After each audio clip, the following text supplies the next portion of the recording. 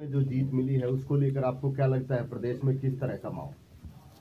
नहीं, जनता जो है वो भारतीय जनता पार्टी को चाहती है।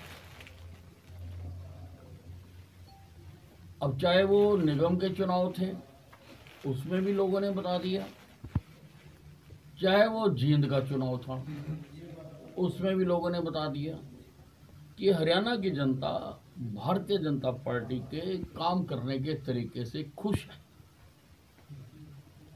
क्या लोकसभा के साथ विधानसभा के चुनाव? नहीं, अभी ऐसा कोई विचार नहीं है। एक विद साहब, ऐसी चर्चाएं हैं कि दीपेंद्र सिंह हुड्डा यहाँ रोहतक लोकसभा से दीपेंद्र सिंह हुड्डा के खिलाफ आप वीरेंद्र सहवाग को लेके आ रहे हैं। नहीं, अभी देखिए, अभी ऐसे कोई नाम तय नहीं हुए हैं। बाकी कोई भी लड़ेगा दीपेंद्र हुड्डा को हमारा छोटे से छोटा कार्यकर्ता भी हराएगा। क्या ये सूचना है कि वीरेंद्र सहवाग भारतीय जनता पार्टी में आ रहे हैं? नहीं, अभी देखिए, अभी ऐसा कोई होता नहीं। तो मंत्री जी, आपने ये कहा था कि रणदीप सुरजेवाला बुझा हुआ कोला है, उसके ऊपर भूपेंद्र सिंह हुड्डा ने ये कहा कि अनिल विज तो सर्कस के जोकर की तरह बोलते रहते हैं। आईने में अपनी शक्ल देखी? नहीं, उन्होंने बिल्कुल ठीक कहा। मैंने शीशे के ऊपर भूपेंद्र सिंह हुड्डा की शक्ल लगा रखी है और मैं जब उसको देखता हूँ तो राजनीति का उससे बड़ा जोकर कौन हो सकता है। आप देखिए ना कि उसको वो कलाबाजियाँ ही खाता रहता है ना, तो उसको सीएलपी में किरण चौधरी कोई बात करने देती है, ना ही उनकी पार्टी का जो अध्यक्ष है अशोक तंवर वो उसको घास डालता है।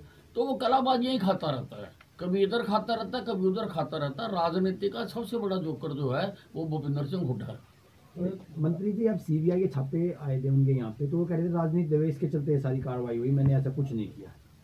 अन्ना में डरता स्वतंत्रता सेनानी परिवार से। देखिए, जितने भी गलत काम करने वाले लोग हैं, अगर वो डरते हों तो वो गलत काम करे ही ना।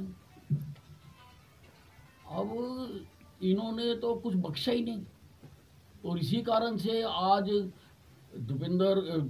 भूपेंद्र सिंह हुड्डा बेल पर है, राहुल गांधी बेल पर है, सोनिया गांधी बेल पर है और राहुल गांधी का जीजा बेल पर है। ये सारा खानदान जो है ये आज बेल के ऊपर चल रहा है, तो ये तो सभी सामने आ जाएगा। और ये तो गला चीख चीख कर बोला करते थे मेरी जिस मर्जी एजेंसी से जांच करा लो, और जब जांच हो रही है तो इनको स्वागत करना चाहिए। मुख्यमंत्री ने आज एक चुटकी ली है कि भूपेंद्र सिंह हुड्डा रिजाइन में मुस्कुरा रहे हैं, सीधे सीधे रणदीप की हार बोले। और दूसरी बात, रणदीप सिंह सुरजेवाला और अशोक तंवर ने भीतरी घात को हार की वजह बताया है। देखिए, अब ये तो इनकी अपनी पार्टी का मामला है, ये तो टुकड़े टुकड़े हो चुकी हुई पार्टी है ही नहीं। ये तो धड़े हैं, ग्रुप हैं। कोई तंवर का धड़ा है, कोई हुड्डा का धड़ा है, कोई किरण चौधरी का धड़ा है, कोई कैप्टन अजय यादव का धड़ा है, कोई शैलजा का धड़ा है। ये तो धड़े हैं, ये पार्टी है ही नहीं। एक सर, अभय सिंह चौटाला ने ये कहा कि जींद के उपचुनाव में मोनोपोली की गई और ईवीएम मशीनों के साथ छेड़छाड़ की गई। इसके अलावा उनका ये भी कहना है कि हमारी तो एक आधे गांव में तो 0 वोट दिखाई गई है, वो सब ईवीएम की वजह से। तो ये ऐसा है, ईवीएम जो है वो राजनीतिज्ञों के आंसू हैं। जब वो जीत रहे होते हैं तब तो ईवीएम की बात नहीं करते हैं। 3 राउंड में जीते, 3 राउंड में ईवीएम से कोई तकलीफ नहीं थी। जब हारने लगे तो ईवीएम को दोष देना शुरू कर दिया। अब ईवीएम मध्य प्रदेश में जीते तो तकलीफ नहीं थी, छत्तीसगढ़ में जीते तो तकलीफ नहीं थी, राजस्थान में जीते तो तकलीफ नहीं थी, और वैसे अगर कहीं पर हारते हैं तो फिर ईवीएम को दोष देते हैं।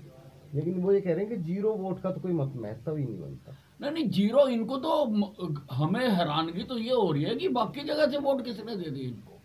इनकी वोट कौन सी है? अब इनकी तो वोट ही खत्म होगी सारी की सारी।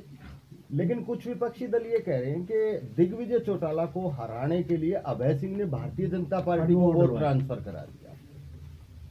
देखिए ऐसा है, ये तो रोने के तरीके हैं अलग अलग तरह के। अब हार गए हैं सारे और अब ये तो रोते ही रहेंगे।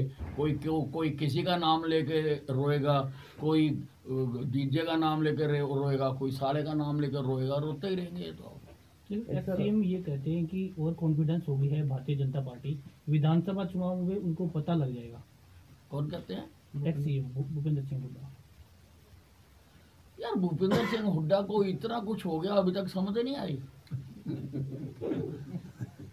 नगर निगम के चुनाव से पहले भी वो यही कहता था कि 0 आएगा बीजेपी का और हम 500 के 500 जीते। जींद में भी कहता था बीजेपी को अपनी हैसियत पता लग जाएगी। हैसियत किसको पता लगी है? हैसियत लगी है एक राष्ट्रीय प्रवक्ता को, और राहुल गांधी ने खुद उसको चुनकर भेजा और लोगों ने उसको धरती चटा दी। उसके बाद भी इनको समझ नहीं आ रही है। सर आप स्वास्थ्य मंत्री हैं, हम जींद उपचुनाव की कवरेज के लिए कई दिन जींद में गए। जींद के लोगों का ये कहना था जींद का अस्पताल केवल रेफर करने के लिए बना है, वहाँ पे इलाज नहीं हो पाते। कोई भी छोटी सी बीमारी होती है वहाँ से सिर्फ रेफर किया जाता है कि रोहतक पीजीआई में इलाज करें। नहीं ऐसा नहीं है। अब देखिए हम सब जगह पर चेक करते हैं कौन सा केस क्यों रेफर किया जा रहा है, और सारे मैंने जितने डिस्ट्रिक्ट अस्पताल हैं सारों में मैंने सीएम को आदेश दिए हैं कि अगर कोई डॉक्टर रेफर करता है, अगर कोई खास कारण है तो वो बताए, उसकी एक्सप्लेनेशन ली जाती है। बेवजह किसी को रेफर नहीं करने दिया जाता। एक सर रोहतक पीजीआई प्रदेश का सबसे बड़ा हॉस्पिटल है, यहाँ पे इतना बड़ा हॉस्पिटल, सरकार के पास बजट होने के बावजूद वेंटिलेटर की बहुत ज़्यादा समस्या होती है, लोगों को वेंटिलेटर मिल नहीं पाता। आप देखिए जब हमारी सरकार आई थी यहाँ पर 16 वेंटिलेटर थे, आज 75 वेंटिलेटर हैं। और कहेंगे और बढ़ा देंगे, कोई दिक्कत नहीं है। सिफारिशें लगानी पड़ती है नहीं लोगों नहीं को कोई, वेंटिलेटर आप के ये लिए। देखिए कि कितने गुना हमने बढ़ाए। इससे पीजीआई में पिछले दिनों एक मामला आता, फर्जी डॉक्टर होगा पकड़ाया जो ऑपरेशन थिएटर में आना जाता था। एक डॉक्टर तो पकड़ाएगा जो फर्जी था, जो मेन डॉक्टर था जो उनके पीछे का, उसी पर कोई कार्रवाई नहीं हुई अभी। नहीं वो भी आ जाएगा। अब एक की तो सब जगह से बेल रिजेक्ट हो गई है और दूसरा भी आ जाएगा तो उसको भी पकड़ेंगे। एक सवाल होगा सर, जितने मर्जी पूछो, एक एक करके नहीं, जितना मर्जी सर पूछो। आप प्रदेश सरकार ये कहती है कि हम फ्री दवाइयाँ दे रहे हैं। सर प्रदेश सरकार ये कह रही है कि हम फ्री दवाइयाँ दे रहे हैं, हाँ जी। लेकिन रोहतक पीजीआई के चारों तरफ इतने मेडिकल शॉप खुली हुई हैं और पीजीआई के लोग भी वहाँ से पीजीआई से जो दवाइयाँ लिखी जाती हैं उन दुकानों से वो दवाइयाँ ली जाती है, तो फिर कहीं ना कहीं ये घाल देखिए में तो ऐसा नहीं पड़ता है, मैंने खुद ज़्यादा कदा कई जगह पे चेक किया है, मैंने पीजीआई में भी चेक किया है। जो लोग लिखते हैं हम उनके खिलाफ कार्रवाई करते हैं और हमारी टीमें भी आती हैं, हम वहाँ से डायरेक्टर भी भेजते हैं, वो जाके देखते हैं। और अभी रिसेंटली भी मैंने सस्पेंड किए हैं और मैं कार्रवाई करता हूँ। कई तो चंद स्पेसिफिक, डॉक्टरों पर कई तो कार्रवाई हुई है, जैसे डॉक्टर आपने 5 डॉक्टरों पर कार्रवाई की बात की है अभी आपने, लेकिन अभी भी कुछ डॉक्टर ऐसे हैं जो कि राजनीति का अखाड़ा बन गया है पीजीआई। देखिए हमारे पास तो जब कोई मामला आएगा तभी हम कार्रवाई करेंगे ना, बुलडोजर तो नहीं ना चला सकते। सर अगर मान लो विधानसभा के चुनाव, लोकसभा के साथ, क्या पार्टी तैयार है चुनाव लड़ने? भाजपा?